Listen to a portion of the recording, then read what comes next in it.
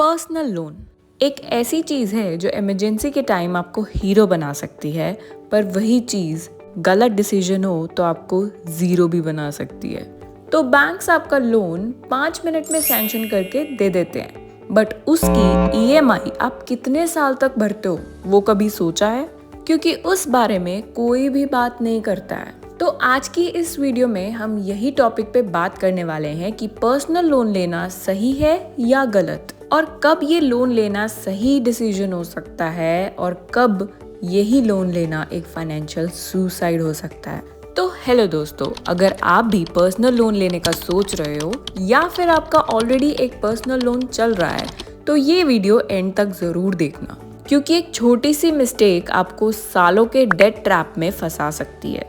तो सबसे पहले हम ये चीज समझते हैं कि पर्सनल लोन होता क्या है। तो पर्सनल लोन एक अनसिक्योर्ड लोन होता है। इसका मतलब ये है कि आपको जैसे गोल्ड लोन के टाइम गोल्ड देना पड़ता है या किसी लोन के टाइम प्रॉपर्टी गिरवी रखनी पड़ती है, इस लोन में आपको कुछ गिरवी नहीं रखना पड़ता है और इसीलिए इसका रेट ऑफ इंटरेस्ट काफ़ी हाई होता है। तो यूजुअली इंडिया में पर्सनल लोन का रेट ऑफ इंटरेस्ट 10% से स्टार्ट होके 24% तक भी जा सकता है। अब प्रॉब्लम जो है वो यहीं से स्टार्ट होती है। हमें लगता है कि ईएमआई सिर्फ 5,000 या 10,000 होती है, बट अगर हम एक्चुअल में कैलकुलेट करें तो हम बैंक्स को जो एक्चुअल अमाउंट हमें मिला है उससे काफ़ी ज़्यादा अमाउंट हम बैंक्स को वापस देते हैं। तो अब क्वेश्चन आता है कि कब पर्सनल लोन लेना सही है। तो मेडिकल इमरजेंसी अगर हो घर में तो आप पर्सनल लोन लेना कंसीडर कर सकते हैं, क्योंकि हेल्थ से इम्पोर्टेंट कुछ नहीं है। अगला रीज़न ये हो सकता है कि आपने हाई रेट ऑफ इंटरेस्ट पे कोई लोन ले रखा है जो कि आपको पर्सनल लोन से भी हाई रेट पे मिल रहा है, जैसे क्रेडिट कार्ड के लोन्स होते हैं। तो अगर आप मान लो 36% के क्रेडिट कार्ड लोन को बंद करते हो 12 से 14% का पर्सनल लोन लेके, तो वो भी एक स्मार्ट मूव हो सकता है।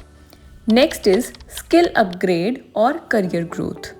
तो अगर आप लोन लेके कुछ स्किल सीखते हो जिससे आपकी फ्यूचर इनकम इंक्रीज हो, जैसे कोडिंग, डिजिटल मार्केटिंग और फॉरेन एजुकेशन, तो लोन एक इन्वेस्टमेंट भी बन सकता है। तो अब बात करते हैं कि कब पर्सनल लोन लेना गलत हो सकता है। सिर्फ आईफोन लेने के लिए पर्सनल लोन लेना बहुत गलत हो सकता है। वेकेशंस के लिए पर्सनल लोन लेना अगेन बहुत गलत हो सकता है। या शादी में शो ऑफ करने के लिए लोन लेना वो भी गलत हो सकता है। तो ये सब एक बहुत बड़ी फाइनेंशियल मिस्टेक्स होती हैं। तो ये लाइफस्टाइल को दिखाने के लिए लोन लेना बहुत बड़ी मिस्टेक होती है। उसके बाद आती है ईएमआई पे ईएमआई।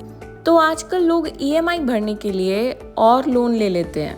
तो आप एक लोन की ईएमआई तो ऑलरेडी भर ही रहे थे, अब दूसरे लोन की ईएमआई भी भरनी स्टार्ट करनी पड़ेगी। तो इसी वजह से एक पर्सन सैलरी आने से पहले ही ब्रोक फील करता है। उसके बाद रीज़न आता है इनकम स्टेबल ना होना।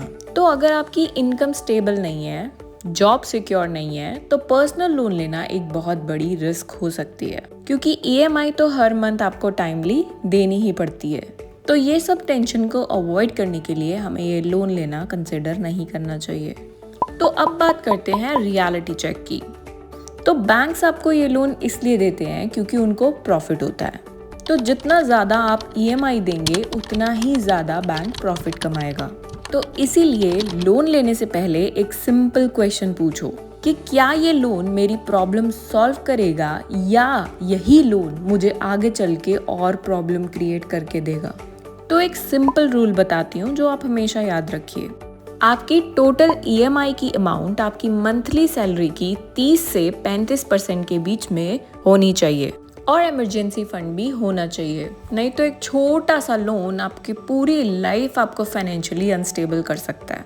तो दोस्तों, पर्सनल लोन को हम कभी डिफाइन नहीं कर सकते कि वो लेना ठीक है या गलत।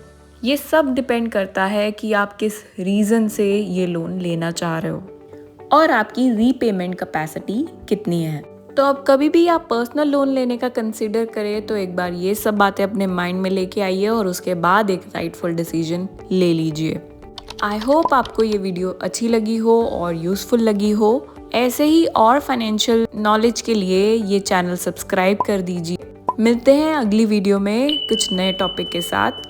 Thank you so much for watching. Have a good day.